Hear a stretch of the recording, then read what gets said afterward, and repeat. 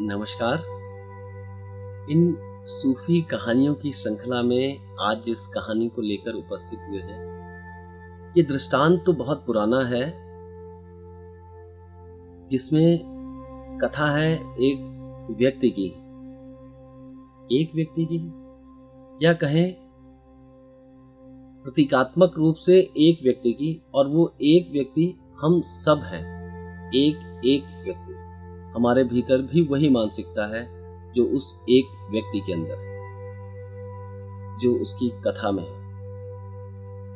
तो कथा कुछ ऐसे है कि एक व्यक्ति है जो बहुत दुखी रहता है और ईश्वर से सदैव यही शिकायत करता रहता है कि पूरे संसार में क्या तुम्हें मैं ही मिला था, इतने दुख देने के लिए, इतनी परेशानियां देने के लिए। औरों को तो मैं देखता हूँ सब प्रसन्न हैं, प्रफुल्ल हैं, आनंद मना रहे हैं जीवन का, और यहाँ एक मैं हूँ कि परेशान, दुखी, हमेशा ही परेशान। रोज तुम्हारे आगे हाथ भी जोड़ता हूँ, मंदिरों की सीढ़ियां भी नापता हूँ, लेकिन फिर भी तुम मेरी सुनते ही नहीं। क्या पता तुम तक मेरी प्रार्थना पहुंचती भी है कि नहीं। तो वो व्यक्ति हर रोज, सुबह हो कि शाम कि रात, ईश्वर के सामने जब भी खड़ा होता, ईश्वर के सामने, उसकी मूर्तियों के सामने, उसके चित्रों के सामने जब भी खड़ा होता, तो वो यही कहता, यही शिकायत करता कि मुझसे आखिर ऐसा क्या हुआ है कि मेरे दुखों का कोई अंत ही नहीं होता। प्रभु कुछ करें, कुछ उपाय करें कि मुझे अपने इन दुखों से मुक्ति मिल जाए, और जैसे दूसरे लोग आनंद से अपने जीवन को बिता रहे हैं, मैं भी वैसा ही प्रसन्नचित्त उल्लास में जीवन का आनंद मनाऊं। तो एक दिन रात में उसके सपने में कुछ ऐसा होता है कि ईश्वर प्रकट हो जाते हैं और उससे कहते हैं कि तुम्हारी प्रार्थना सुन ली गई है, और आज तुम अपने सभी दुखों की, छोटे मोटे दुख जो भी तुम्हें दिखाई पड़ते हो, जो भी तुम्हें सुझाई पड़ते हो, उन सब की एक तुम गठरी बनाओ और पास जो विशाल मंदिर है वहां पर आ जाना। तो वो व्यक्ति सोचता है कि ईश्वर ने ये बात कही है तो जरूर इसमें कोई रहस्य होगा, जरूर इसमें कोई निदान होगा, कोई उपाय होगा जिससे मेरे दुखों का अंत हो जाएगा। तो वो अपने दुखों की एक गठरी बनाता है और गठरी अपने कंधे पे रख के उस विशाल मंदिर की ओर चल पड़ता है। वहां जब वो पहुंच रहा होता है, रास्ते में देखता है उसकी तरह और भी लोग हैं जो अपनी अपनी गठरियों को लेकर आ रहे हैं।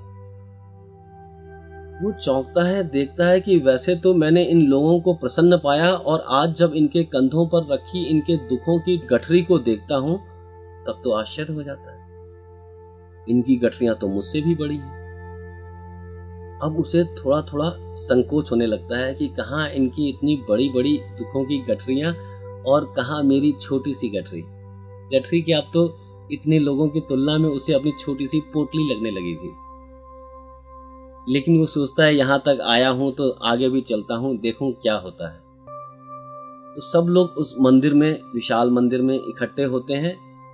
वहां देखते हैं, वहां तो लोगों की भीड़, सब अपनी अपनी गठरी लिए खड़े। तभी एक भारी सी आवाज आती है कि अपनी अपनी गठरियों को वहां दीवार के पास रखकर खड़े हो जाएं। सभी लोग अपनी अपनी गठरियां वहां रख देते हैं और उससे कुछ दूरी पे हटकर खड़े हो जाते हैं। फिर दूसरा आदेश आता है कि अब जिसे जो गठरी उठानी हो वो उस गठरी को उठा ले। अब जो ये व्यक्ति था, ये दौड़ा दौड़ा जाता है और अपनी गठरी को उठा लेता है कि कहीं ऐसा ना हो कि इसके पहले कोई दूसरा जाके इसकी छोटी सी पोटली को उठा ले। लेकिन ये चौंकता तब और भी ज्यादा है कि देखता है कि सभी लोगों ने अपनी अपनी ही पोटलियां, अपनी अपनी ही गठरियां उठाई हैं। अब इसके आश्चर्य का कोई पारावार न रहा कि आखिर ऐसा क्यों हुआ, सबने अपनी अपनी ही पोटलियां क्यों उठा ली। फिर इसके सपने में फिर से एक आवाज आती है इस प्रश्न के उत्तर की भांति कि तुम अपने दुखों के साथ में समायोजित हो चुके हो, एडजस्ट हो चुके हो, इसलिए तुम्हें अपने दुख भी लोगों की तुलना में अब कम लगने लगे हैं।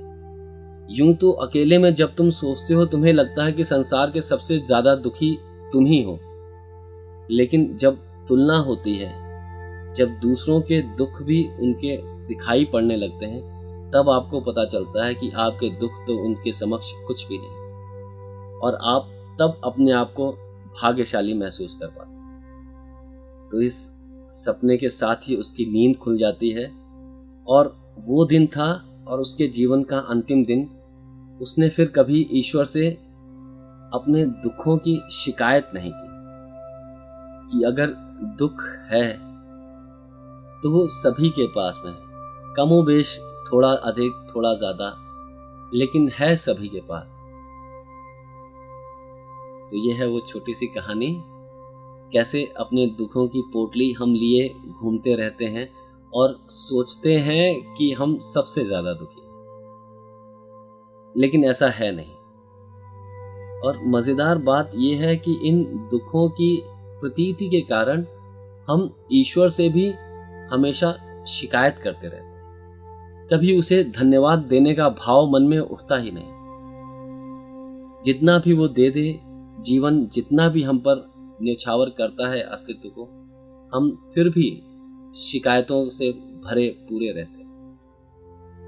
और जबकि ये दुख हमारे ही कल्पित दुख हैं, हमारे ही विचारे हुए दुख हैं। हम चाहें तो अपने दृष्टिकोण को बदलकर अपने सोचने के ढंग को अगर थोड़ा सा भी बदल लें तो हमारे दुख वहीं बदल जाते हैं, उनसे हमारा ध्यान हट जाता है और ईश्वर ने हमें क्या कुछ दिया है, ये जीवन कैसे हम पर सब कुछ लुटा रहा है, उस पर ध्यान जाना शुरू हो।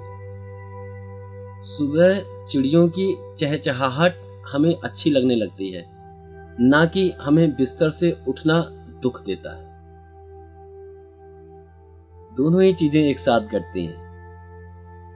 हमारा ध्यान अगर अलार्म पर होता है कि अब मुझे देखो उठना ही उठना है, क्या जिंदगी बन गई है, एक दिन आराम से सो भी नहीं सकते। वहीं अगर हमारी दृष्टि बदल गई तो हम सुन सकते हैं चिड़ियों की चहचहाहट कि देखो कैसे चिड़ियां गा रही हैं, चलो मैं भी बाहर चल के उनके गीत को सुनूं।